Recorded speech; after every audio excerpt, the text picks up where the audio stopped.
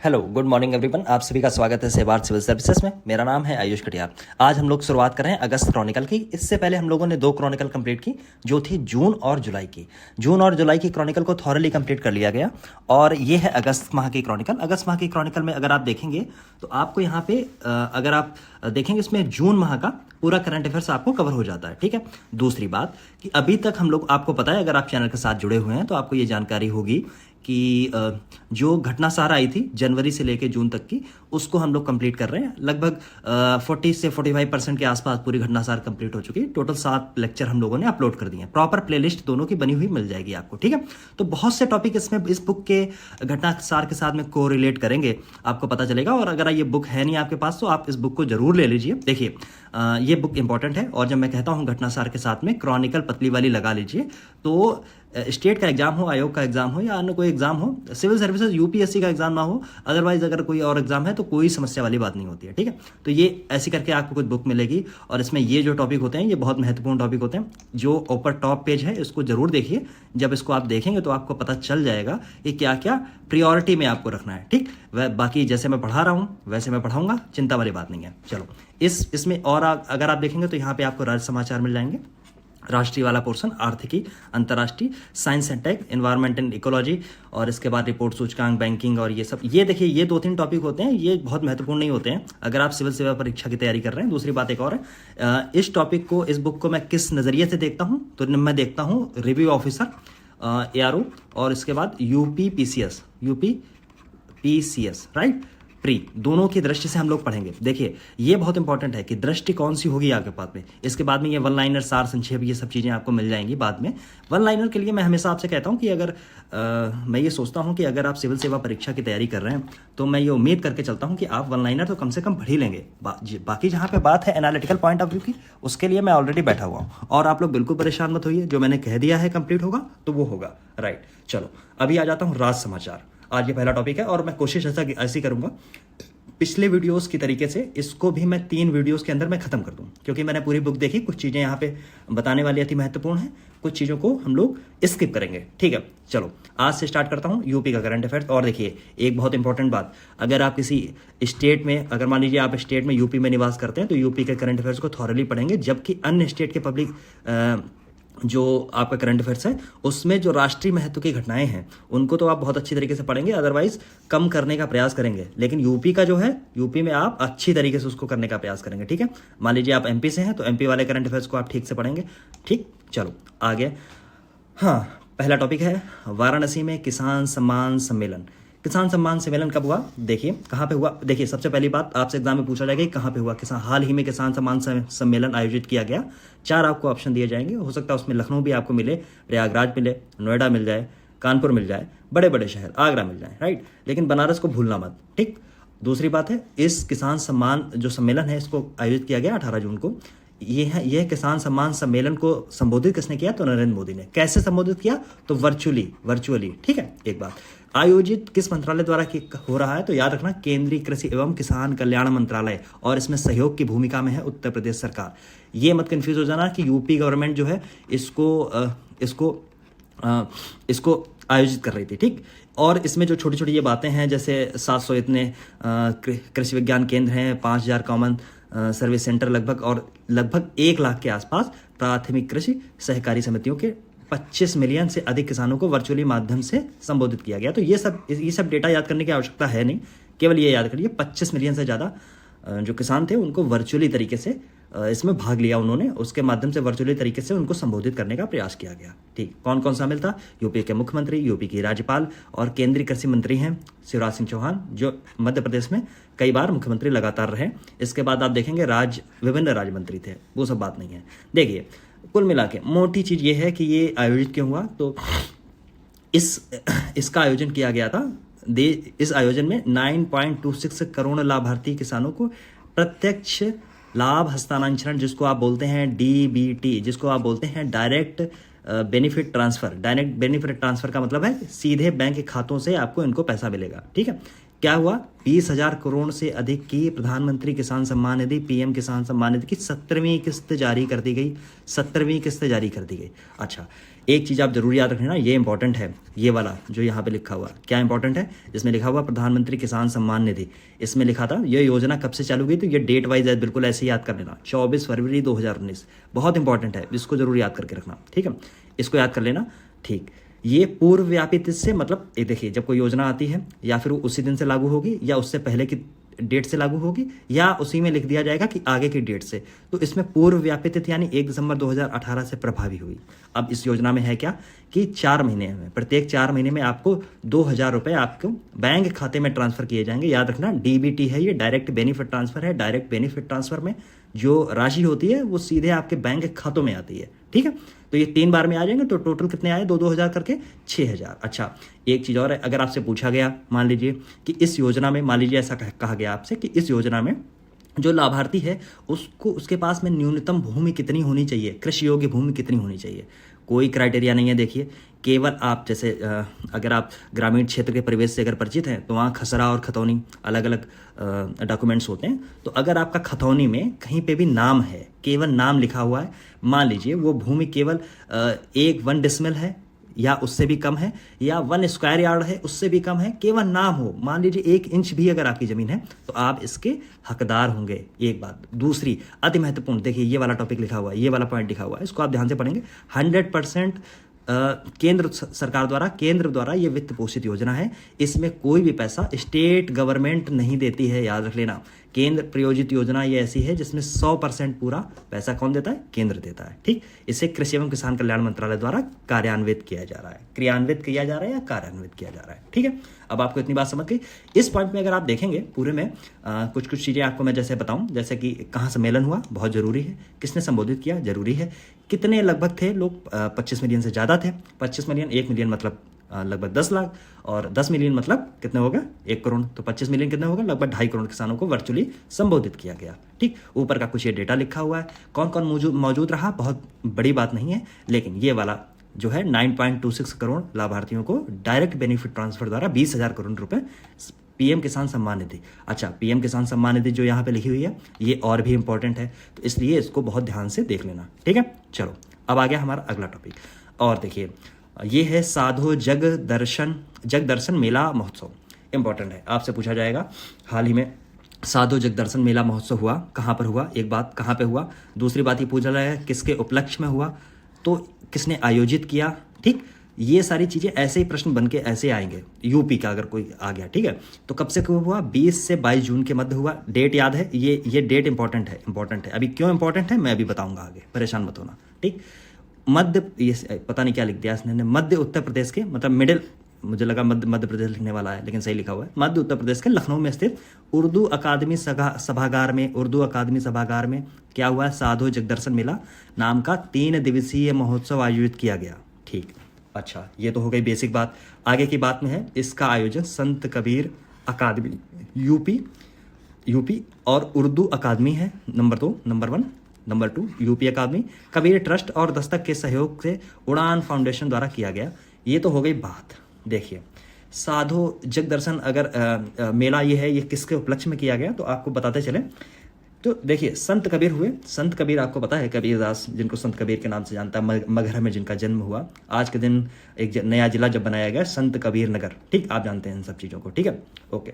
2000 कब बनाया गया था, 2000 संत कबीर अकादमी जो है वो किसके लिए काम करती है, पहली बात तो ये इस पे नंबर 1 पे आई। संत कबीर अकादमी देखिए हाल ही में चर्चा में रही थी, जब 2022 के अंदर बनाई गई थी, ठीक। संत कबीर की मैं बात कर रहा था, 15वीं शताब्दी में पैदा हुए, 15वीं शताब्दी में, और कहा जाता है, कुछ लोग कहते हैं मुस्लिम हैं, कुछ लोग कहते हैं कि हिंदू हैं, लेकिन अगर आप देखेंगे कबीर पंथ को तो दोनों ही लोग फॉलो करते हैं, आइदर वो हिंदू हूँ आइदर वो मुस्लिम हूँ, ठीक है। और इस बार की याद रख लेना, इनकी जो एनिवर्सरी है, मतलब जो जयंती है, बर्थ एनिवर्सरी, वो है 647, ठीक, 647, 1947 से याद कर लेना, पीछे वाला 47, आगे 6 लगाना, ठीक है। तो ये है, और कब ये मनाई गई, 22 जून को, ठीक, 22 जून को। और देखिए, इसीलिए मैंने आपसे कहा था कि 22 जून की जो डेट है ये इंपॉर्टेंट है, हो सकता हल्का प्रश्न बनाएगा या थोड़ा अजीब सा बनाएगा, तो ये नहीं पूछेगा कहाँ आयोजित किया गया, ये पूछ लेगा आपको किस डेट को आयोजित किया गया, इसलिए ये डेट महत्वपूर्ण है, राइट। क्यों महत्वपूर्ण है, अभी आपको समझ में आया। और आपको पता है 21 जून को क्या मनाया जाता है,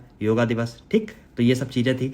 अच्छा, एक बात और, एक यहाँ पे जैसे लिखा हुआ है आपको कुछ कुछ जैसे बेसिक चीज़ें हैं, जैसे लिखा उत्तर प्रदेश उर्दू अकादमी, उर्दू अकादमी। ठीक है, उर्दू अकादमी स्थापना कब हुई, कई बार यूपीपीसीएस ने भी पूछा है, अन्य एग्जाम में भी पूछा, तो याद रखना 1972 में, 1972 में स्थापना हुई। कहाँ पे हुई, लखनऊ में। चलो ठीक। अच्छा अच्छा, उत्तर प्रदेश की देखिए, जैसे हिंदी एक राजभाषा है आपकी राष्ट्रीय मतलब भारत की एक राष्ट्रभाषा है, ऐसे उत्तर प्रदेश की राज्य भाषा कौन सी है, वो भी हिंदी है। लेकिन आपको पता होगा, देखिए राजभाषा अधिनियम बनाया गया था उत्तर प्रदेश का, कब बनाया गया था, 1951 में। मैं ये कुछ बेसिक चीज़ें बता रहा हूँ, इनको ध्यान में रखना। ऐसे प्रश्न आने की संभावना होती है और ऐसे प्रश्न आते भी हैं, इसलिए मैं बताने की कोशिश कर रहा हूँ। 1951 में बना था राजभाषा अधिनियम। ठीक, इसमें यह डिसाइड किया गया कि उत्तर प्रदेश की जो आधिकारिक भाषा होगी वो होगी हिंदी, हिंदी आधिकारिक भाषा होगी, जिसमें सरकारी कामकाज और ये सब दुनिया भर की बातें इसमें होंगी। लेकिन क्योंकि उत्तर प्रदेश में उर्दू बोलने वाले भी लोगों की संख्या ठीक ठाक ज़्यादा है, तो इसीलिए क्या हुआ, इसी राजभाषा अधिनियम 1951 में इसमें एक अमेंडमेंट हुआ, और वो अमेंडमेंट हुआ 1989 में। ठीक, 1989 में उर्दू को सह आधिकारिक भाषा बनाया गया। तो इस समय उत्तर प्रदेश की राज्य में आधिकारिक और सह आधिकारिक भाषा हिंदी और उर्दू है। इतनी बात आप याद रख लेना। और अगर आप कॉन्स्टिट्यूशन के अंदर जाएंगे तो भाग 17 में आपको पता है 343 से लेकर 351 तक क्या है, राजभाषाओं की भाषाओं की चर्चा दी गई है। 8वीं अनुसूची भी आप सब जानते हैं। ठीक है, तो ये कुछ बेसिक चीज़ें थी, ज़रूरी थी, इसलिए बताना ज़रूरी था। ठीक है, बाकी ये सब चीज़ें लिखी हैं कि रहस्यवादी कब थी। अब मैं रहस्यवाद पे नहीं जाना चाहता हूँ। जो लोग ऐसा मानते हैं कि जो ईश्वर है उसका अनुभव किया जा सकता है, कोई ऐसी सत्ता नहीं है जिसको आप देख सकते हैं, तो ऐसे ये सब चीज़ों पे मैं नहीं जाता हूँ, रहस्यवादी हैं। बाकी समाज सुधारक थे, आपको पता है हिंदू मुस्लिम दोनों पक्षों पे इन्होंने, जो आडंबरवादी लोग थे दोनों पक्षों पे इन्होंने कुठाराघात किया अपना। ठीक है, राइट। चलो, ये अच्छा, ये लिखा तो हुआ है यहाँ पे 22 जून 2024 को मनाई गई थी, 2024 में। अन्य रचनाओं में जैसे भक्ति आंदोलन पर गहरा प्रभाव इनका हुआ, कबीर ग्रंथावली, अनुराग सागर बीजक साखी सबद रमैनी और भी इनकी हैं, ग्रंथ पंचवाणी जैसे शीर्षक में इन्होंने बहुत सारी वो लिखी हैं। ठीक, बेसिक बात ये थी कि ये बहुत पढ़े लिखे नहीं थे, किसी और से लिखवाते थे। लेकिन इनका अब देखिए जो एक्सेप्टेंस थी विचारों की उस समय 15वीं शताब्दी में कैसी रही होगी, जब ये बोलते हैं हिंदू कहे मोहराम प्यारा मुसलमान रहीमाना, है ना, आपस में दो लड़े लड़े मर गए मरम न कहो जाना। तो ये दोनों पक्षों पे बोलते हैं, राइट। मुस्लिम्स के लिए भी मतलब मुस्लिम कम्युनिटी के लिए भी बोलता है कि वो मतलब कैसे माइक से चिल्लाते हैं, और हिंदुओं के लिए भी उन्होंने उतना ही बराबर कुठाराघात किया। दोनों तरफ से इन्होंने बराबर चीज़ें रखी, फिर भी आज के दिन एक्सेप्टेंस है। चलो आगे वाले पॉइंट पे आते हैं। नोएडा अंतर्राष्ट्रीय हवाई अड्डा है क्या, हाल ही में चर्चा में रहा, बार बार आता है, अब से 4-5 साल तो हो गई हैं, कुछ ना कुछ इसमें होता रहता, कुछ ना कुछ आता रहता। खैर, उत्तर प्रदेश सरकार ने भी किया क्या है कि नोएडा जो अंतर्राष्ट्रीय हवाई अड्डा है, देखिए एक बात और, अंतर्राष्ट्रीय हवाई अड्डा लिखा है। अब आपको पता करना है कि यूपी में टोटल कितने हवाई अड्डे हैं अंतर्राष्ट्रीय, तो मैं आपको अभी फिलहाल बताता चलूँ 5 अंतर्राष्ट्रीय हवाई अड्डे हुए हैं, समझ रहे हैं, उसमें 4 जो हैं वो चल रहे हैं। एक जो ये वाला है ये नवंबर दिसंबर तक ऐसा आइडिया है कि शायद ये चालू हो जाएगा। ठीक है, तो अभी फिलहाल अगर आप मान के चलें तो 4 हैं, लेकिन अभी वैसे अगर आप देखेंगे तो 5 टोटल हवाई अड्डे हैं। इसको ही पहले नाम दिया गया था जेवर एयरपोर्ट। ठीक है, और दूसरी बात, आप इंटरनेशनल एयरपोर्ट की अगर बात करूं तो मैं कौन सा, अयोध्या में एयरपोर्ट जो है, अयोध्या में एयरपोर्ट का नाम क्या है, महर्षि वाल्मीकि अंतर्राष्ट्रीय हवाई अड्डा। फिर कुशीनगर अंतर्राष्ट्रीय हवाई अड्डा है। फिर लखनऊ में आपको पता ही है चौधरी चरण सिंह, आपको पता होगा चौधरी चरण सिंह। फिर वाराणसी में जो है लाल बहादुर शास्त्री अंतर्राष्ट्रीय हवाई अड्डा। तो ये 4 तो हैं, 5वां ये जेवर एयरपोर्ट था जिसका नाम हो गया नोएडा अंतर्राष्ट्रीय हवाई अड्डा। ठीक है, इसको क्या हुआ, उड्डयन सुविधा के रूप में विकसित करने की अपनी योजना की घोषणा की है उत्तर प्रदेश सरकार ने। और देखिए अंतर्राष्ट्रीय हवाई अड्डे को एशिया प्रशांत क्षेत्र में एक प्रमुख पारगमन केंद्र, मेजर ट्रांजिट हब के रूप में बनाया जा रहा है। देखिए वैसे तो कुछ नियम होते हैं, जहाँ पे एक एयरपोर्ट होता है उसके कुछ किलोमीटर तक दूसरा एयरपोर्ट नहीं बनता है, लेकिन आपको पता है दिल्ली में एक इंटरनेशनल एयरपोर्ट है IGI, Indira Gandhi international airport, थोड़ी सी दूरी पे नोएडा लग जाता है, और नोएडा में ही गौतम बुद्ध नगर में ही ये आपको मिलेगा। ठीक है, तो बेसिक बात ये है कि ये जो हवाई अड्डा है वो उसको इस तरीके से विकसित किया जा रहा है कि ये मेजर ट्रांजिट हब बने। मतलब दिल्ली में वैसे ही बहुत ज़्यादा लोड है, अभी हम लोगों ने आप देखा था कि टॉप 10 में, अगर टॉप 10 व्यस्ततम हवाई अड्डे में हम लोगों ने देखा था इंदिरा गांधी हवाई अड्डा आता है। ठीक, अगर वो व्यस्त है तो उसके पास में एक ऐसा इंटरनेशनल एयरपोर्ट होना चाहिए जहाँ पे आपकी कार्यवाही और दूसरी जो है वो चलती रहें। ठीक है, इसलिए याद रखना है इस चीज़ को। ठीक है, इसको किसके आधार पर बना रहे हैं, तो स्विट्जरलैंड के ज्यूरिख हवाई अड्डे के मॉडल के आधार पर इसको विकसित किया जा रहा है। अच्छा, यहाँ पे देखिए लिखा हुआ है, और फालतू की बातें हम लोग नहीं पढ़ेंगे, ठीक है। ये विश्व स्तरीय मानक होंगे, इन सब से क्या जरूरत, जब इंटरनेशनल एयरपोर्ट है, इतना विकसित किया जा रहा है, तो ये सब चीज़ें ना एग्जाम में पूछी जाती हैं, ना आपको पढ़ने की आवश्यकता है। यहाँ देखिए ग्रीन फील्ड हवाई अड्डा पश्चिमी उत्तर प्रदेश के गौतम बुद्ध नगर के जेवर क्षेत्र में बनाया गया है। अच्छा, ग्रीन फील्ड हवाई अड्डा क्या हो सकता है, कभी मान लीजिए पूछ दिया जाए। देखिए green field airport I think 2008 के पास में ऐसा सिस्टम कुछ बनाया गया, जिसमें ग्रीन फील्ड एयरपोर्ट की घोषणा की गई, जिसमें ग्रीन फील्ड एयरपोर्ट ऐसे थे जो किसी नगर, कोई महानगर है, कोई नगर है, उससे थोड़ी सी दूर हटके ऐसी भूमि पर बनाए जाएं जहाँ पे पहले से कुछ नहीं हो, टोटल ग्रीन, आराम से ग्रीनरी हो, बढ़िया हो, वहाँ ऐसे एयरपोर्ट का निर्माण किया जाए। और वो एयरपोर्ट अगर आप SDG के आधार से देखें, सस्टेनेबल डेवलपमेंट गोल्स के आधार पर देखें, तो एनर्जी के हिसाब से वो मतलब एक क्या आप उसको बोलते हैं, सस्टेनेबल तरीके से वो काम करें, ठीक है। मतलब बेसिक अंडरस्टैंडिंग यही है। मैं वर्ड टू वर्ड आप परिभाषा के रूप में तो नहीं बता सकता हूँ, लेकिन हाँ सबसे बेहतर तरीका यही है कि ऐसे मैं बता सकता हूँ, ठीक है। चलो ये तो सारी चीज़ें हो गई। हवाई अड्डा 4 चरणों में 5000 हेक्टेयर, ये सब बातें हैं, ये सब कहानियाँ हैं, ठीक है। चलो अच्छा, हाँ एक देखिए इंपॉर्टेंट चीज़ यहाँ पे शायद लिखी हुई है, ये लिखा हुआ है, इंदिरा गांधी हवाई अड्डे के बाद राष्ट्रीय राजधानी क्षेत्र, जिसको बोलते हैं आप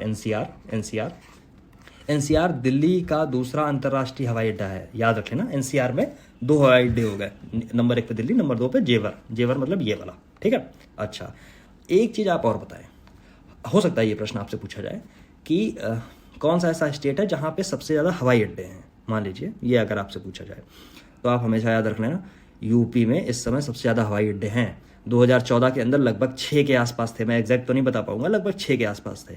और ऑपरेशनल अगर इस समय आप देख लें तो ऑपरेशनल 15-16 के आसपास ऐसे हैं, जबकि ऑपरेशनल 15-16 हैं, जबकि अगर थोड़े साल मतलब 1-2 साल बाद अगर आप देखेंगे तो टोटल जो योजना है वो 19 से लेके 21 के बीच की है। अब कहीं कहीं पे आपको 19 नज़र आएगा, कहीं कहीं पे 21 नज़र आएगा, लेकिन अगर आप देख लेंगे आज की स्थिति में सबसे ज़्यादा हवाई अड्डे कहाँ पे हैं, तो यूपी में है। ये जो मैं बता रहा हूँ याद कर लेना, यूपी, नंबर 2 पे आप गुजरात लगा लेना, ठीक, फिर नंबर 3 कर्नाटक और कर्नाटक के साथ में महाराष्ट्र, ठीक, ये याद रखना। तो कर्नाटक महाराष्ट्र में 9, गुजरात में मिलेंगे आपको 10 और यूपी में मिलेंगे 15-16 इस समय है ऑपरेशनल, हो सकता है 19-20 के आसपास ये पहुंच जाए, ठीक। चलो अगला टॉपिक कौन सा है, यहाँ लिखा है 5 जिले 100% कैच द रेन लक्ष्य हासिल करने में सफल हुए। अच्छा, कैच द रेन, ये वर्ड आ गया। अगर आप न्यूज़ देखते हैं, अगर आप न्यूज़पेपर पढ़ते हैं तो आपको ये पता होगा, ये वाला वर्ड कैच द रेन कब लॉन्च किया गया था, याद रख लेना 2021 के अंदर लॉन्च किया गया था। मैं जो बोल रहा हूँ उसको ध्यान रखना, लॉन्च किया गया था। योजना आई थी 2019 के अंदर, देखिए यहाँ पे लिखा हुआ कैच द रेन अभियान की शुरुआत वर्ष 2019 में की गई थी उत्तर प्रदेश सरकार द्वारा। लेकिन देखिए आप, ये जो योजना थी याद रख लेना उत्तर प्रदेश सरकार द्वारा यहाँ पे लिखी गई है, लेकिन 2021 में ये लॉन्च की गई थी केंद्र सरकार द्वारा। केंद्र सरकार का अगर मंत्रालय आप देखेंगे तो जल शक्ति मंत्रालय था, ठीक है।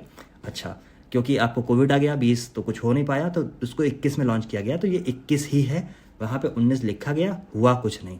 लॉन्च 21 को था, शुरुआत अभियान 19 में की गई थी, हो कुछ नहीं पाया था, ठीक, तो इसलिए लॉन्च 21 में किया। चलो अच्छा, अब ये इसमें होना क्या था, इसमें होना था कि जितने भी जिले हैं पूरे देश के, जल शक्ति मंत्रालय द्वारा ये योजना जब थी, जितने भी जिले हैं पूरे देश के, उनमें सभी जिलों का चाहे ग्रामीण क्षेत्र हो चाहे वो शहरी क्षेत्र हो, और उनके जो ब्लॉक स्तर थे उनको कवर करना था।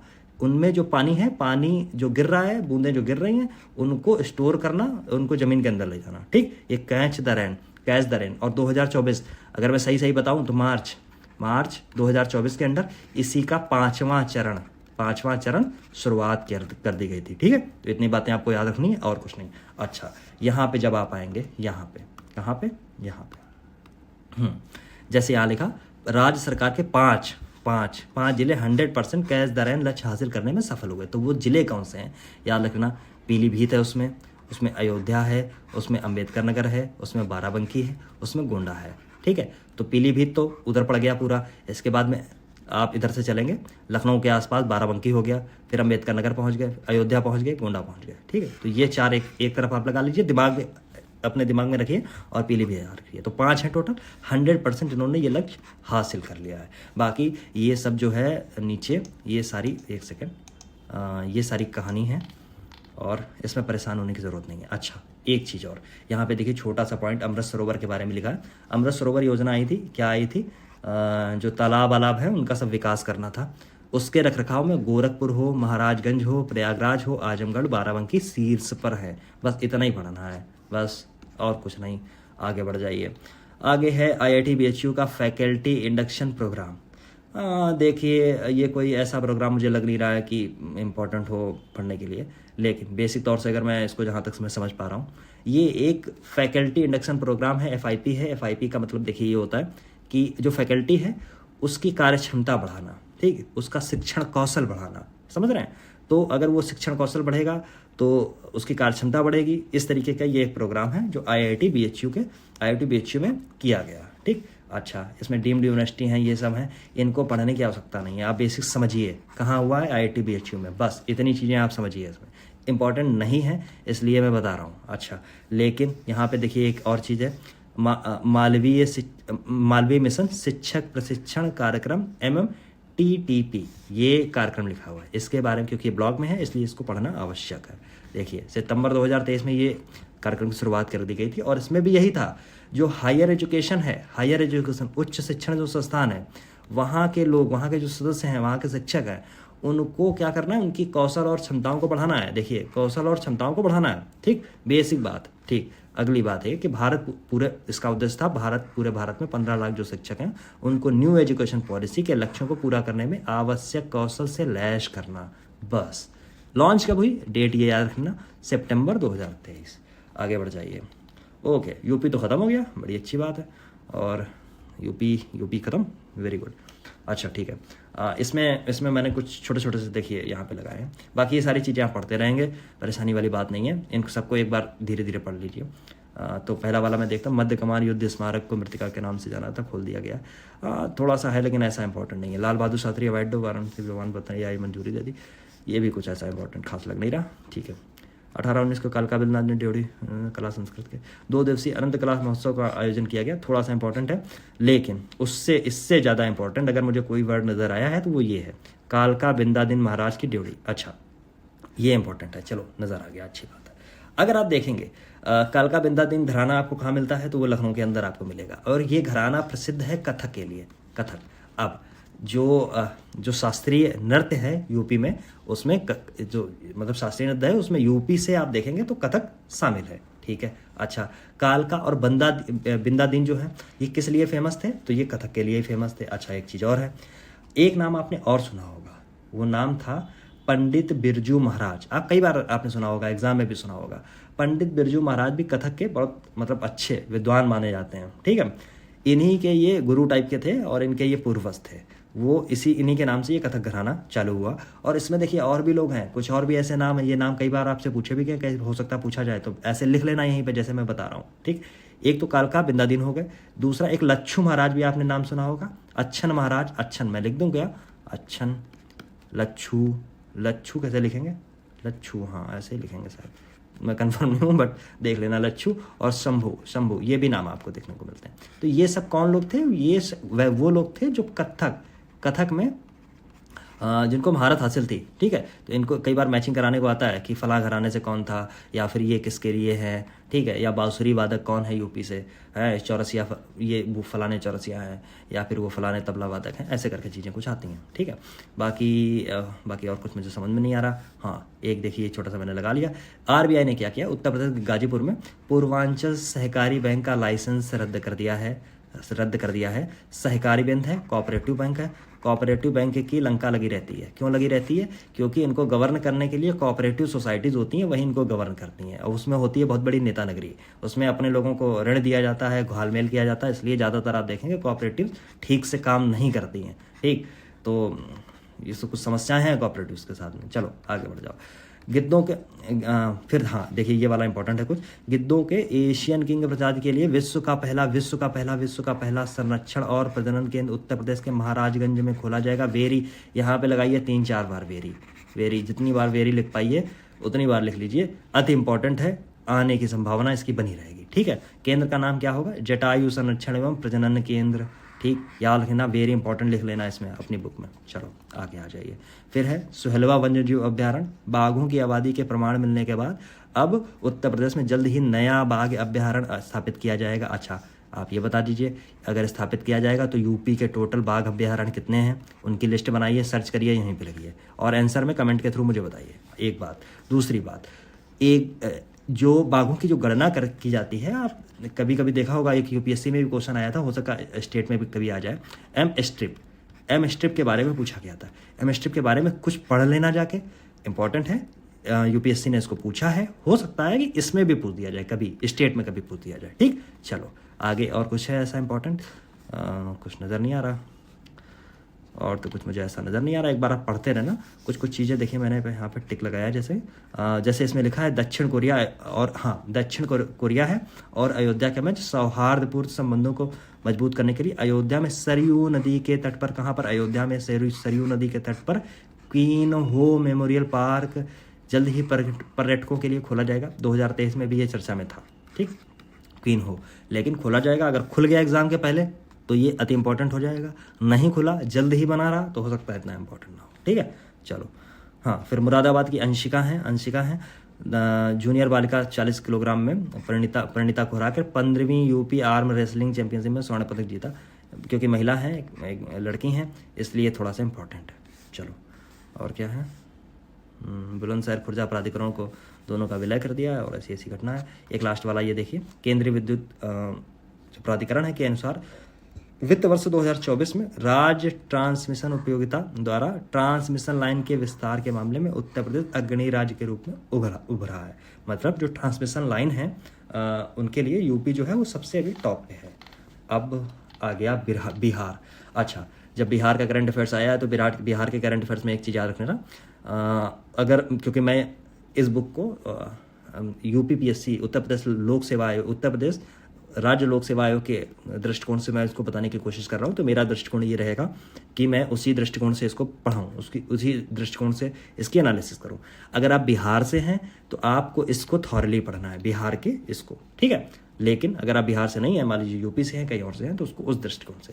तो मेरे लिए इंपॉर्टेंट ये है कि उच्च न्यायालय यानी पटना जो हाई कोर्ट है, उसने 65% जो आरक्षण प्रदान किया गया था स्टेट में उसको क्या कर दिया? असंवैधानिक घोषित कर दिया गया। देखिए, जब आप पॉलिटी वाले सेक्शन में पहुंचेंगे तो वहाँ पे आपको 2 वर्ड मिलते हैं, एक मिलता है नल, एक मिलता है वाइड। दोनों के अपने अर्थ होते हैं, ठीक है। लेकिन अभी असंवैधानिक ही आप समझ में रखिए, ठीक है, असंवैधानिक है। और अगर स्टेट में आप देखेंगे सबसे ज़्यादा आरक्षण कहाँ पे है, तो आपको तमिलनाडु मिलेगा, ठीक। सुप्रीम कोर्ट तक तमिलनाडु का मामला गया था, लेकिन सुप्रीम कोर्ट ने फिर इसको जायज समझाया, ठीक है। एक आपसे क्वेश्चन और पूछा जाता है ओबीसी के लिए, इंदिरा साहनी मामला, ठीक है। उसको भी, हालांकि पॉलिटी जब मैं पढ़ाता हूँ तो मैं उन सब चीज़ों को मैं डिस्कस कर देता हूँ, खैर। हाँ, तो बस ये है। और कोर्ट ने ये कहा आर्टिकल 14, 15, 16 के समानता के अधिकार का उल्लंघन करता है ये, ठीक। ये सब चीज़ें हैं, इसलिए इसको दिमाग नहीं लगाना है कितना किया गया, क्या किया गया। 65% आरक्षण था, यहाँ पे देखिए लिखा होगा 65% आरक्षण रद्द कर दिया किसने? पटना हाई कोर्ट ने, उच्च न्यायालय ने, ठीक। पटना उच्च न्यायालय ने सरकारी नौकरियों में, ठीक। चलो आ जाओ, आगे बढ़िए। और क्या मिलेगा? ओके, तो ये इंपॉर्टेंट टॉपिक है। देखिए, इसको मैंने बताया भी था। अगर आप टेलीग्राम पे अब तक नहीं हैं तो अबाउट सेक्शन में आप जब जाएंगे, अबाउट सेक्शन में, ठीक है, तो वहाँ पे टेलीग्राम का आपको लिंक मिलेगा, उसको ज्वाइन कर लेना, ठीक है। इंपॉर्टेंट घटनाएं जो होती हैं, रोज़ मैं सब कुछ नहीं डालता हूँ, कहानी मैं नहीं करता हूँ, लेकिन जो इंपॉर्टेंट होती हैं उनको मैं डिस्कस करता हूँ, या कोई चीज़ मुझे बतानी होती तो मैं वहीं बता देता हूँ। चलो, हाँ, तो हुआ ये है कि नालंदा जो विश्वविद्यालय के नए परिसर का उद्घाटन हुआ है। ओके, उद्घाटन हो गया 19 जून 2024 को, प्रधानमंत्री नरेंद्र मोदी ने किया, ठीक है। और ये कहाँ किया? तो राजगीर में नालंदा के प्राचीन खंडर स्थल के निकट नालंदा विश्वविद्यालय के नए परिसर का उद्घाटन किया गया। अच्छा, दूसरी बात है, इसकी स्थापना हुई नालंदा विश्वविद्यालय अधिनियम 2010 के तहत, याद रख लेना, ठीक। नालंदा विश्वविद्यालय अधिनियम 2010 के तहत, ठीक। और इसमें बात लिखी जैसे 2007 में फिलीपींस में द्वितीय पूर्वी एशिया शिखर सम्मेलन में ये निर्णय लिया गया था। कभी ये सोचिए कि जब भारत में एक स्थापना की जा रही है तो फिलीपींस में द्वितीय पूर्वी एशिया शिखर सम्मेलन में इसकी घोषणा करने की, ऐसे निर्णय लेने की बात क्यों की गई थी, ठीक। दूसरी बात, केवल यही इसमें जरूरी है, ठीक। बात यह है, अब देखिए ये कब था, तो इसकी स्थापना हुई 5वीं शताब्दी की शुरुआत में बिहार में गुप्त वंश के कुमार गुप्त, याद रखना। हालांकि आप सबको रटा हुआ होगा, आई नो रटा हुआ होगा, फिर भी 12वीं शताब्दी तक जब आप आएंगे तो 600 वर्षों तक ये सक्रिय रहा। लेकिन आपको पता है कि तुर्की जो शासक था कुतुबुद्दीन ऐबक गुलामों का गुलाम, मतलब गुलाम, समझे, जो पहला था चौगान खेलते हुए मर गया और इसको फिर बनाया, तो ये कुतुबुद्दीन ऐबक हो गया तुर्की शासक। उसका एक सेनापति था बख्तियार खिलजी, बख्तियार काकी नहीं, बख्तियार काकी नहीं, बख्तियार खिलजी। बख्तियार काकी साहब दूसरे हैं, ये हैं बख्तियार खिलजी, उन्होंने ये नष्ट कर दिया। ठीक, और इसमें आयुर्वेद, धर्म, गणित, व्याकरण, खगोल और दुनिया भर के दर्शन बहुत सारी चीज़ें थी, इनको सबको जला दिया गया। ठीक है, तो याद रखना 1812 में स्कॉटिश सर्वेक्षण फ्रांसिस बुकानन हैमिल्टन द्वारा इनको खोजा गया, और 61 में आप देखते हैं 1861 में सर अलेक्जेंडर कनिंघम द्वारा प्राचीन विश्वविद्यालय के रूप में इसकी पहचान की गई। ठीक है, ओके। 1861 में ही ये घटना और हुई थी। कौन सा विभाग बना था आप बताएंगे, यूपीपीसीएस ने इसको पूछा है। चलो आ गया। नालंदा विश्वविद्यालय को यूनेस्को की विश्व धरोहर में भी शामिल कर दिया गया। अच्छा, विश्व धरोहर स्थल में कितने शामिल हैं, कौन से मिश्रित हैं, पता करिए, यहीं पे लिख लीजिए अंदाजे टोटल लाइन। जैसे कौन सा मिश्रित है, कंचनजंगा मिश्रित है, हैं, और नेचुरल कितने हैं, ठीक है, हिस्टोरिकल साइट्स कितनी है, ऐसे करके जो भी हैं उनको सबको लिख लीजिए। ठीक, अब आ गया 10 ग्राम पंचायतों में बाल हितैषी ग्राम पंचायत की शुरुआत। बिहार की बात हो रही है, यूनिसेफ के साथ में 10 ग्राम पंचायतों में बाल हितैषी ग्राम पंचायतों की शुरुआत की गई। बस इतना जान लीजिए। अब कौन सी 10 हैं मत जानिए, कहाँ पे हैं, तो अररिया और पूर्णिया जिले में, बस इससे ज़्यादा मत जानिए, आवश्यक ही नहीं है, इसलिए मैं कह रहा हूँ। चलो आगे बढ़ जाइए। बिहार के 2 पक्षी अभ्यारण्य रामसर साइट में शामिल। अच्छा, ये वाला जो टॉपिक था नालंदा वाला, और ये कहाँ पे गया, ये दोनों टॉपिक मैं कवर कर चुका हूँ घटनासार में। ठीक, तो इसमें मैं बहुत दम देने की अपनी कोशिश नहीं करूँगा, क्योंकि अगर आप साथ के साथ घटनासार कर रहे हैं तो आप आनंद से मतलब क्या बोलते हैं ना, आनंद ही आनंद हो जाएगा। ठीक है, समझ। तो बिहार में अभी तक था क्या, कुछ तो था नहीं। अब ये 2 आ गए ना, कौन से, नागी और नकटी, 2 n। ठीक है, रामसर साइट घोषित की गई हैं, आर्द्र भूमियों की सूची में शामिल किया गया। जब ये टॉपिक में घटनासार में जब मैं समझा रहा था तो मैंने आपको बताया था पूरी थॉरली आर्द्र भूमियाँ कौन कौन सी हैं। मान लीजिए कौन कौन सी, कोई अगर महासागर तलछटी महासागर है तो क्या उसको आर्द्र भूमि घोषित किया जा सकता है, या कोई ऐसी भूमि जो मानव निर्मित है क्या उसको आर्द्र भूमि घोषित किया जा सकता है। ये सारी चीज़ों की मैंने चर्चा की थी बहुत अच्छे से, बहुत कायदे से, ठीक है, बहुत ढंग से। ठीक, कन्वेंशन सबकी बात की थी, इंडिया ने कब सिग्नेचर किए, ये सारी बातें मैंने बताई, तो इसलिए उसको ज़रूर पढ़िए। ठीक है, वीडियो देखना है, मैं तो समझाने की कोशिश कर रहा हूँ, आप तो केवल कान में ईयरफोन्स लगा सकते हैं, आराम से देख सकते हैं, आपके पास में ऑप्शन है, चाहे तेज़ देखें, चाहे धीमे देखें, या आज देखें, सुबह देखें, कभी भी देख सकते हैं ना। तो खैर वो काम आप करते रहिए। दूसरी चीज़ है 2n याद रखना, नागी और नकटी। बिहार के जमुई जिले के झाझा वन क्षेत्र में आर्द्र भूमियाँ हैं। और एक चीज़ और याद रखिए, ये मानव निर्मित हैं आर्द्र भूमि। और आर्द्र भूमि आप याद रखिए, जैसे कभी शायद पूछ लिया जाए, अगर कोई धान का खेत है वो भी आर्द्र भूमि होती है। ठीक, वो मानव निर्मित आर्द्र भूमि है, लेकिन रामसर साइट होगी ये जरूरी नहीं है उसको रामसर साइट घोषित किया जाए। ठीक, रामसर कन्वेंशन पे 1982 के 81-82 के आसपास इंडिया में आके सिग्नेचर किए गए थे। 75 में ये कन्वेंशन शायद लागू हुआ था, और 72-71 के आसपास ये कन्वेंशन साइन किया गया था। ठीक है, बस इतनी चीज़ें याद कर लीजिए, और इसमें कुछ नहीं है। और इंडिया में अगर आप देखेंगे तो टोटल 82 रामसर साइट हो गई हैं। मैं आपसे हमेशा कहता हूँ जब एग्जाम से पहले जाइए तो 4-5 चीज़ें एकदम पता होनी चाहिए। कितनी रामसर साइट हो गई हैं, कितने नेशनल पार्क हो गए हैं, कितने बाघ अभ्यारण्य हो गए हैं। ठीक है, ये चीज़ें आपको पता होनी चाहिए। कितनी, अगर मैं उधर मैं घूम जाऊँ उधर की तरफ, तो मैं आपके पूछूँ कितनी महारत्न कंपनियां हैं, कितनी नवरत्न हैं, कितनी मिनी रत्न हैं, है ना। ये सारी चीज़ें आपको पता होनी चाहिए। तो ये सारी चीज़ें लिस्टिंग गूगल करके ये सब एक साइड में आप लिख लीजिए, एक पेपर बना लीजिए। महत्वपूर्ण चीज़ें हैं, बाद में हेडेक नहीं होगी आपको, और एग्ज़ाम से 20-25 दिन पहले ये काम करना होता है। ठीक, चलो ओके। तो इसमें सब नागी की बात की गई है। ये सब चीज़ें देखिए मैंने थॉरली कंप्लीट की थी। इस बार की थीम क्या थी ये भी मैंने पूछा था आपको, याद करिए रामसर सम्मेलन की इस बार की थीम क्या है। ठीक है, तो ओके, इसमें 82 हैं। और अगर देखिए चाइना के साथ में तीसरे नंबर पे आता है, लेकिन अगर सबसे ज़्यादा रामसर साइट देखिए तो यूके के अंदर होंगी। नंबर 2 पे मैक्सिको होगा, मैक्सिको। ठीक, फिर आएगा चाइना या इंडिया पहले करो, इंडिया चाइना नहीं, इंडिया। ठीक, और उसी के बाद में चाइना, चीन। ठीक, तो ये याद रख लेना बस। ओके, फिर क्या है, फिर ये सब बेसिक चीज़ें हैं, इनको आप पढ़ सकते हैं। ठीक है, ओके। एक बार मैं पॉज कर दूं, अगर आपके पास बुक है तो बुक जरूर रखिए, नहीं तो मैं पॉज कर रहा हूँ, आप आगे देख के पढ़ सकते हैं। चलो अब आ जाता हूँ अन्य राज्यों में। मध्य प्रदेश की बात है, PM श्री पर्यटन हवाई सेवा लॉन्च की गई है। ठीक, देख लेना कहाँ पे है, मध्य प्रदेश में। ज़्यादा इसमें दिमाग लगाने की आवश्यकता नहीं है। नहीं है तो मतलब नहीं है, ठीक। फिर आ गया राजस्थान। राजस्थान में महाराणा प्रताप पर्यटन सर्किट बनाया जा रहा है भजन लाल शर्मा द्वारा, और इसमें देखिए 100 करोड़ रुपए की बात है और ये सब चीज़ें हैं। कहाँ कहाँ जाएगा ये सब चीज़ें नहीं रखनी। महाराणा प्रताप आ गया मतलब राजस्थान आ गया। उत्तर प्रदेश के एग्जाम में ये सब चीज़ें पूछी नहीं जाएंगी, ठीक है। हो सकता है कहीं पे आपको ऑप्शन में ये वाला भले मिल जाए, पीएम श्री योजना मैचिंग में मिल जाए, तो याद रखना पीएम श्री पर्यटन हवाई सेवा शुभारंभ मध्य प्रदेश में की गई। इसको ऐसे ही मैं पढ़ूंगा, ज़्यादा इसमें ज्ञान देने की जरूरत नहीं है। जहाँ पे आवश्यकता है वहाँ पे खुल के बताता हूँ, बिल्कुल दिल खोल के, समझ रहे हैं। लेकिन जहाँ आवश्यकता नहीं है वहाँ जानने की ज़रूरत ही नहीं है ना, क्या ज़रूरत है। चलो आगे बढ़ जाओ। फिर आई गुजरात की बात है। गुजरात में सर्वाधिक स्थापित पवन ऊर्जा, वे थोड़ा इंपॉर्टेंट हो गया, चलो इसको तो बताना पड़ेगा। चलो देखिए, एक तो देखिए अभी ये वाला सीन है कि ये कोई रिपोर्ट एक आई है जिसमें बताई कि जो पवन ऊर्जा है वो गुजरात में सबसे ज़्यादा है, ठीक, स्थापित पवन ऊर्जा। अभी क्योंकि अभी पता है 23 तारीख को लोकसभा के पटल पर आपका बजट रखा गया, इकोनॉमिक सर्वे आ गया। इकोनॉमिक सर्वे में भी बहुत सारी चीज़ें लिखी गई होंगी एनर्जी सेक्टर की, उसमें भी बहुत सारा अभी डेटा आएगा। आपको मैंने कहा था कि बजट, केंद्र का इकोनॉमिक सर्वे और राज्य का बजट, राज्य का इकोनॉमिक सर्वे, इस 4 को मैं कंप्लीट करूंगा कम से कम, नहीं तो 5 वीडियो इस पे बनेंगे जाके, 5 से हो सकता है 6 हो जाएं, सही में बड़े बड़े वीडियो बनेंगे 6। इनको देख लेना कायदे से। और इन चीज़ों के अभी दुनिया भर के मार्केट में वीडियो उतर के चले आए हैं, फालतू की पता नहीं क्या क्या नेसेसरी सारी चीज़ें बताने लगते हैं लोग। लेकिन एग्जाम के दृष्टिकोण से बहुत मोटा सा आता है, उस सबको पढ़ना नहीं होता है, ठीक। एग्जाम के दृष्टिकोण से उसको पढ़ना है, ठीक है, तो वो मैं बना दूंगा, परेशान मत होना, ठीक। फिलहाल अभी ये देख लिए, गुजरात में सर्वाधिक पवन ऊर्जा स्थापित है, ऐसा बोला है नवीन और नवीकरणीय ऊर्जा मंत्रालय के तत्वाधान में एक कार्यक्रम में। ऐसी बोली है, प्रथम रैंक पुरस्कार इसको मिला गया, ठीक है, पुरस्कार मिल गया। चलो अच्छा, अब क्या है, ये कुछ ऐसा था कि इस दिवस पे पवन ऊर्जा powering the future of India नाम से एक आयोजन की कार्यक्रम की, और इसमें 11,823 मेगावाट की पवन ऊर्जा क्षमता है, ठीक। नंबर 2 पे देखता हूँ कौन है, तो याद रखना, पहले तो ऐसे लिख दिए गुजरात, फिर लिख दिए तमिलनाडु, ठीक, फिर लिख दिया कर्नाटक, और इसको ऐसे कर लीजिए और यहाँ पे लिखिए ऐसे पवन ऊर्जा,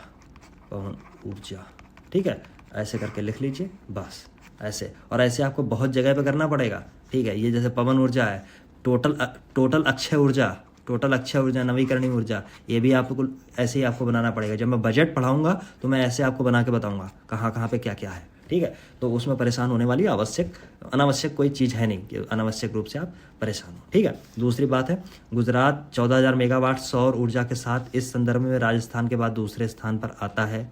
किसकी बात कर रहा है, सौर ऊर्जा की, ठीक। तो सौर ऊर्जा कहाँ पे हो गई, राजस्थान लिखा है, राजस्थान के बाद दूसरे स्थान पर आता है 22,000 मेगा पास पे। तो यहाँ पे सौर लिखिए, ऐसे सौर लिख लिया, फिर ऐसे राजस्थान बनाइए, फिर ऐसे लिखिए गुजरात, ठीक, ऐसे ही आपको बना के लिखना है, ठीक है। और क्या है, अक्षय ऊर्जा की भी देखिए क्षमता की बात की गई 28 गुजरात में टोटल, जो सभी राज्यों में सबसे अधिक है। अगर टोटल अक्षय ऊर्जा की बात करूँ, अगर अक्षय ऊर्जा की सबसे राज्यों की बात करूँ, गुजरात सबसे टॉप पे होगा, ठीक है। गुजरात में 2023 तक 100 गीगावाट अक्षय ऊर्जा हासिल करने का लक्ष्य रखा है। महत्वाकांक्षी लक्ष्य है, देखिए मिल पाता है कि नहीं मिल पाता है, क्योंकि आप अगर बात करता हूँ, मैंने आपसे कई बार बताया, भारत का जो 2030 का जो लक्ष्य है अक्षय ऊर्जा का, वो पहले हुआ करता था 450 मेगावाट, ठीक है, सॉरी गीगावाट। अभी वो बढ़ के हो गया है 500 गीगावाट, ठीक। ग्लासगो में ऐसी घोषणा की थी, फिर इसके बाद पंचामत स्कीम आई, वो सारी चीज़ें मैं कई बार डिस्कस कर चुका हूँ, ठीक है। तो उसको वैसे चलाएंगे।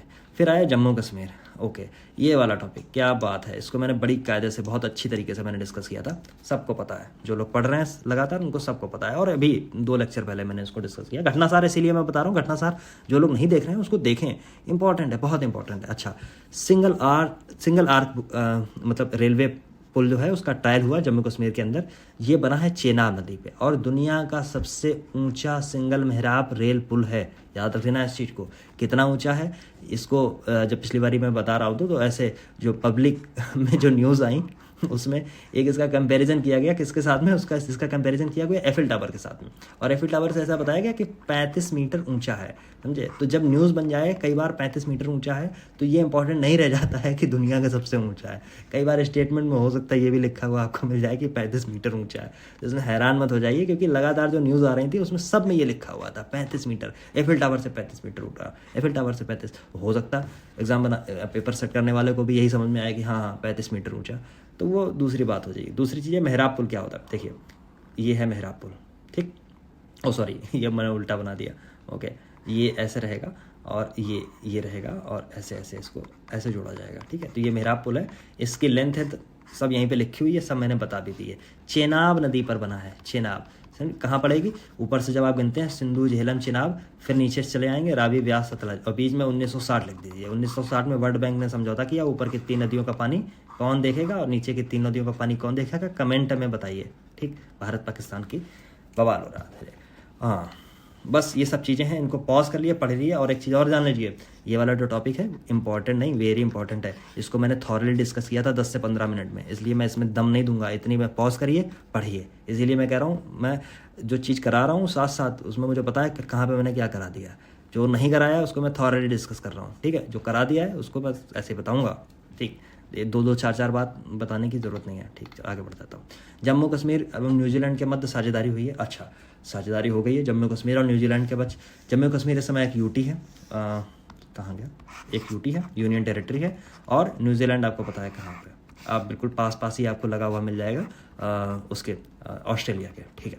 अच्छा, न्यूजीलैंड किसके लिए ये साझेदारी जो समझौता ज्ञापन हुआ किसके लिए हुआ है, तो मेमोरेंडम ऑफ अंडरस्टैंडिंग ये हुआ है आपके भेड़ पालन संबंधी, स्थानीय भेड़ पालन। अच्छा, न्यूजीलैंड में भेड़ पालन बहुत अच्छा होता, ऑस्ट्रेलिया में भेड़ पालन बहुत अच्छा होता, उसके कारण है क्योंकि ये बहुत बढ़िया मैदानी इलाका है जहाँ बहुत अच्छी घास होती है, बहुत अच्छी घास होती है, ठीक है। इसलिए विश्व स्तरीय भेड़ पालन जो है, और गाय जो हैं, आप याद रखना, न्यूजीलैंड ऑस्ट्रेलिया में गाय बहुत अच्छे किस्म की होती हैं।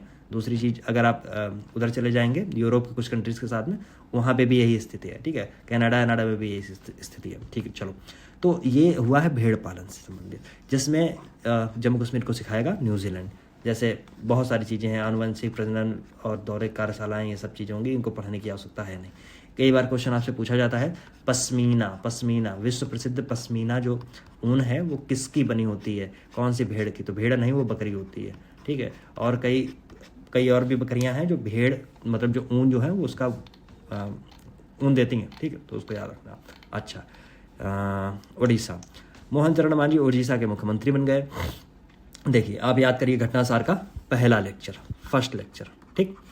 उसको मैंने 45 मिनट्स में मैंने केवल यही कवर किया था जो लोकसभा चुनाव और 4 राज्यों के विधानसभा चुनाव हुए, ठीक। अगर आपको पता है तो बहुत अच्छी बात है, सब चीज़ें मैंने डिस्कस कर दी। तो ये मोहन चरण मांझी मुख्यमंत्री बने थे। पूर्वोत्तर राज्य में पेमा खांडू की लगातार तीसरी बार सरकार देखिए बन गई, मुख्यमंत्री बन गए पेमा खांडू। जैसे नरेंद्र मोदी साहब, इंदिरा गांधी नेहरू, जवाहरलाल नेहरू के बाद में लगातार तीसरी बार, मतलब जवाहरलाल नेहरू के बाद में दूसरे ऐसे शख्स हैं जो लगातार तीसरी बार प्रधानमंत्री बन पाए हैं, ठीक है। तो ये है लगातार तीसरी बार पेमा खांडू, एक ऑप्शन में रखा हुआ मिल सकता है, ठीक है। ओके। बाकी ये सब चीज़ें पढ़ने की आवश्यकता नहीं होती है, कितनी चीज़ें। अच्छा, बहुत कुछ अगर जानना हो तो मैंने पिछली बार एक क्वेश्चन आपसे पूछा था, जो नॉर्थ ईस्ट में असम को अगर आप देखेंगे तो वहाँ पे 14 लोकसभा सीट आपको देखने को मिलती हैं, लेकिन अदर जगह जब आप देखेंगे तो या फिर वहाँ 2 लोकसभा सीट होंगी या फिर वहाँ 1 लोकसभा सीट होगी। तो केवल ये और जान लीजिए कहाँ पे 2 हैं, कहाँ पे 1 है। एक बार देख लीजिए, हो सकता है कभी आ जाए, संभावना ऐसी है नहीं वैसे, ठीक है, लेकिन ज़रूरी है, इतना पता होना चाहिए आपको। चलो, असम में मुख्यमंत्री निजुत मोइना योजना का शुभारंभ हुआ है। हेमंत बिस्वा शर्मा ने बाल विवाह पर अंकुश लगाने के लिए मुख्यमंत्री निजुत मोइना, याद रखना असम की है, ठीक। और किसके लिए है, तो बाल विवाह पर अंकुश लगाने के लिए। बाल विवाह सबसे ज़्यादा कहाँ होता है, तो आपको पता होगा, राजस्थान एक ऐसा राज्य जहाँ बाल विवाह बहुत होता है। और कई बार जब आप RS का जो लोग एग्ज़ाम देते हैं वहाँ ये सवाल बहुत आम हो जाता है कि आप बाल विवाह रोकने के लिए क्या प्रयत्न कर सकते हैं, ठीक है। ओके, अब तो बहुत हद तक कम हो गया, लेकिन ठीक है। चलो, तो इसमें बहुत सारी चीज़ें हैं, जैसे लास्ट में देखिए एक पॉइंट में यहाँ पे लिखा गया है कि मासिक वजीफ़ा जैसे यहाँ पे दिया जाएगा 11 से स्नातकोत्तर तक सभी छात्राओं को, ठीक। क्योंकि पढ़ने लिखने में माँ बाप को ऐसा ना लगे कि बच्चियाँ बोझ हैं हमारे सर पे, ठीक। देखिए, सरकार बहुत प्रयत्न करती है, लेकिन सिविल सोसाइटीज़ से लेके आम जनमानस में भी ऐसी दिमाग में जब ये सब चीज़ें बैठेंगी तब परिवर्तन संभव होगा। सिविल सोसाइटीज़ का भी अपना योगदान है और व्यक्तिगत तौर से समाज का भी योगदान है, सोसाइटी, नॉर्मल सोसाइटी का, ठीक है, वो भी ज़रूरी है। 12 के बाद परीक्षा में 75% अंक लाने वाले लड़के लड़कियों के लिए आनंदोरम बारुआ योजना 10,000 रुपये की एक मुश्त अनुदान की घोषणा की गई। तो हो सकता है कभी मैचिंग में ये हो जाए। आनंदोरम बारवा योजना, ऐसे इस पर टिक मार्क लगा दिए स्टार। तो जब आप रिवीजन करेंगे तो आपको पता होगा यही देखना है, ठीक, बस और कुछ नहीं। असम में जनता भवन और सौर परियोजना की बात की गई है, ये देखिए बस इसको देख लीजिए, बहुत केवल ये नाम याद रखिए। उसमें और कुछ ज़्यादा जरूरी है क्योंकि बहुत छोटा है, 2.5 मेगावाट बिजली उत्पादन की क्षमता है। कितनी ज़्यादा क्षमता है बताइए, बहुत कम है, लगभग बिल्कुल ना के बराबर। इसको ज़्यादा तवज्जो देने की आवश्यकता है नहीं, ठीक है, आगे बढ़ जाइए। प्रेम सिंह तमांग सिक्किम के मुख्यमंत्री बने। चल सिक्किम के ये सारी चीज़ें भी मैं डिस्कस कर चुका हूँ। सिक्किम के मुख्यमंत्री बन गए, पीछे की कुछ चीज़ें देखिए यहाँ पे लिखी गई हैं। इंपॉर्टेंट घटना ये थी कि 32 में से 31 जो सीटें थीं वो इस मतलब जो प्रेम सिंह तमांग की जो पार्टी थी उन्होंने ही सीधे सीधे जीत ली थी, समझे, एक सीट केवल छोड़ी थी, ठीक, बस। चलो एक चीज़ आगे बढ़ जाइए। सिक्किम, हाँ देखिए यहाँ पे लिखा गया सिक्किम 35वें संविधान संशोधन 1974 द्वारा भारत का सहयोगी राज्य बना। 36वें द्वारा भारत का 35वें संविधान संशोधन को रद्द कर दिया गया और सिक्किम को 22वां राज्य भारत का बना दिया। बड़ी इंटरेस्टिंग कहानी है। लगभग 16वीं शताब्दी के पास में नांग्याप ऐसे करके कुछ था, एक राजवंश था, उसकी स्थापना होती है यहाँ पे, और वो स्थापना होते होते होते होते चली आती है इस टाइम तक 1973-74 के बाद में आसपास तक। लोग यहाँ परेशान हो रहे हैं, बार बार ये दरख्वास्त कर रहे हैं कि भारत, अब देखिए क्योंकि यहाँ पे सिक्किम उससे पहले, सिक्किम इंडिया से मिलने से पहले यहाँ का कम्युनिकेशन सिस्टम और सब चीज़ें जो थी वो इंडिया देख रेख करता था, यहाँ पे एक राजा का शासन हुआ करता था। 1975 में ऐसी दरख्वास्त इंडिया से की गई तो इंडिया ने 35वां संविधान संशोधन कर दिया 1974 में, और 74 में ये बोला कि सहयोगी राज्य बनेगा, लेकिन लोग फिर बेकाबू, समझ रहे हैं, फिर बेकाबू तो हुआ कुछ शायद 1975 के आसपास था।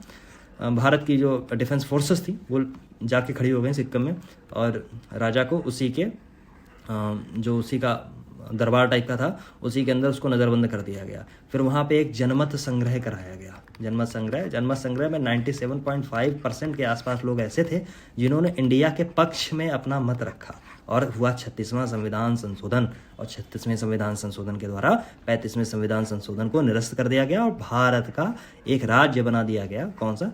22वां राज्य। चलो फिर है दक्षिण भारत की आग। चंद्रबाबू नायडू बहुत चर्चा में रहे, चौथी बार आंध्र प्रदेश के मुख्यमंत्री बन गए हैं, और दूसरी सब ये सब बातें हैं, इनको सब पढ़ते रहिए, इतना इंपॉर्टेंट नहीं है, ठीक। चंद्रबाबू नायडू हालांकि थोड़े दिन पहले इतने ज़्यादा इंपॉर्टेंट थे और आज के दिन भी बहुत इंपॉर्टेंट है, ठीक। ये मुख्यमंत्री बने, ये इंपॉर्टेंट नहीं है।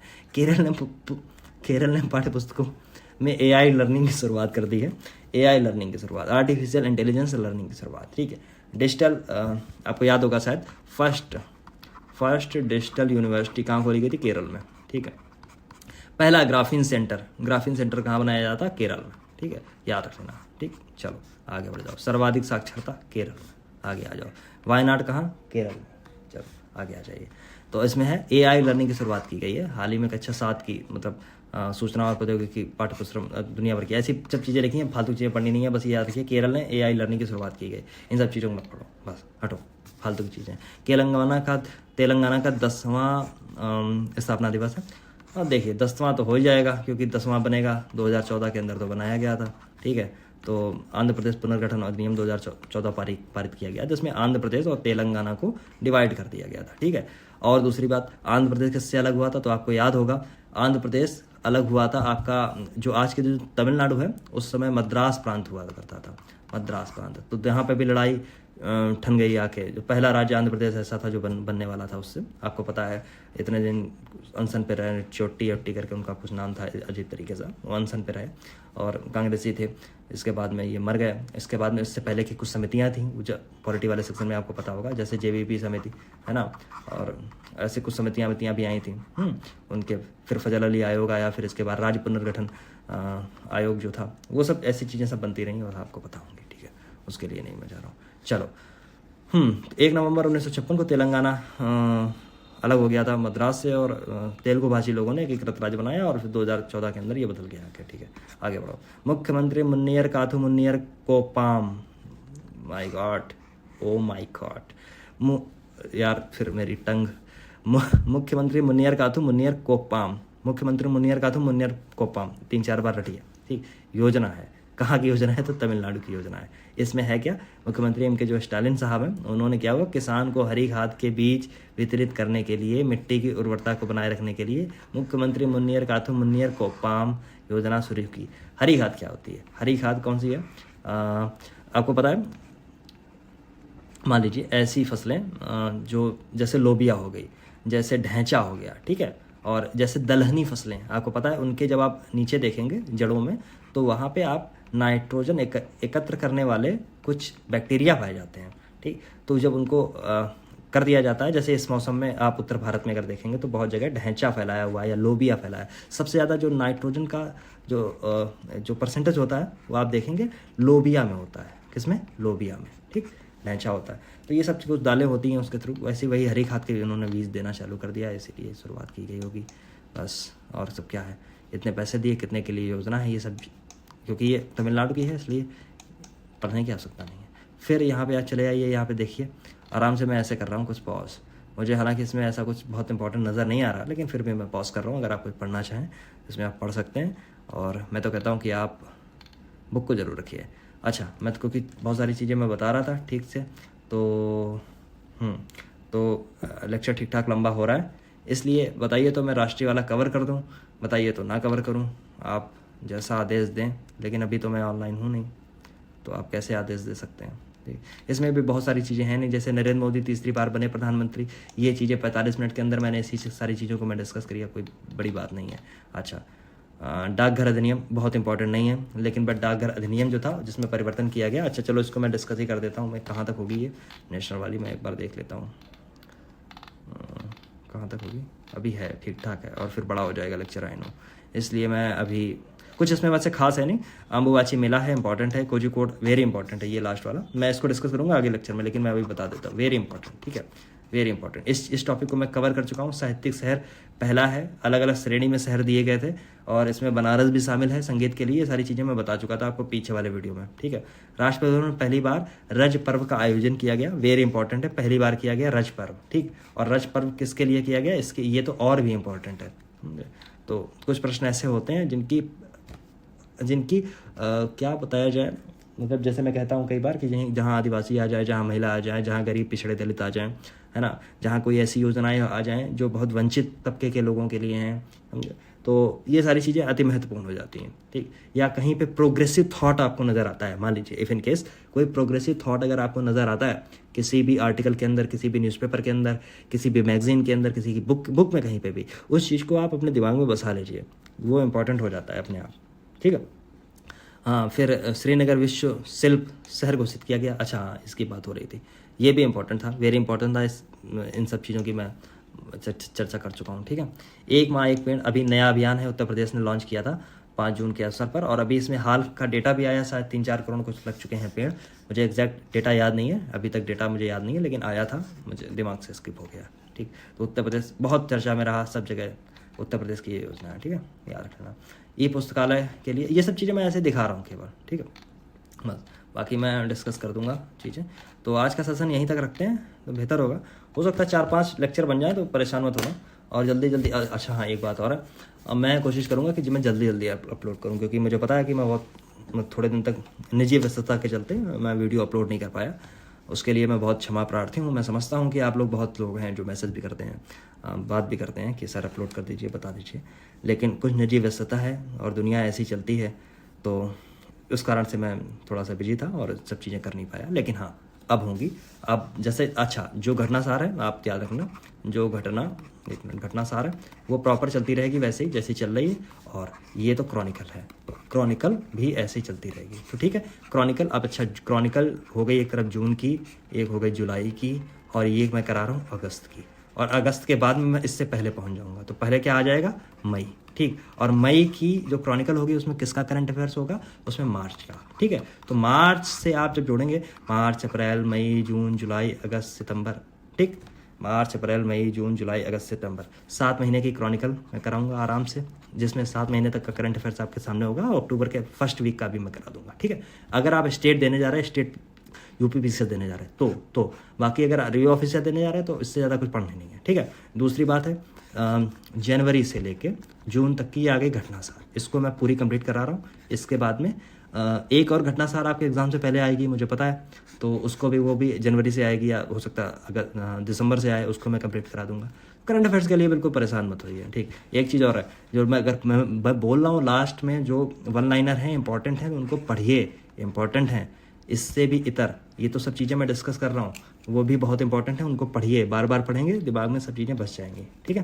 तो बहुत बहुत धन्यवाद आपका बने रहने के लिए सेवार सिविल सर्विसेज के साथ में। अच्छा, एक चीज़ और, अगर आपने चैनल को सब्सक्राइब नहीं किया है, देखिए तो सब्सक्राइब कर लेना। और अगर आप आयोग को ध्यान में रखते हैं, खासकर उत्तर प्रदेश लोक सेवा आयोग के लिए, तो मैं इस चीज़ की गारंटी देता हूँ कि ये एक ऐसा चैनल है जो बिना इधर उधर के मतलब बिना फालतू की चीज़ों पर ध्यान देते हुए, केवल आयोग को ध्यान में रखते हुए आपकी तैयारी को बेहतर स्थिति में लाने का प्रयास कर सकता है। अभी हम लोग केवल करंट अफेयर्स पे ही ध्यान दे रहे हैं।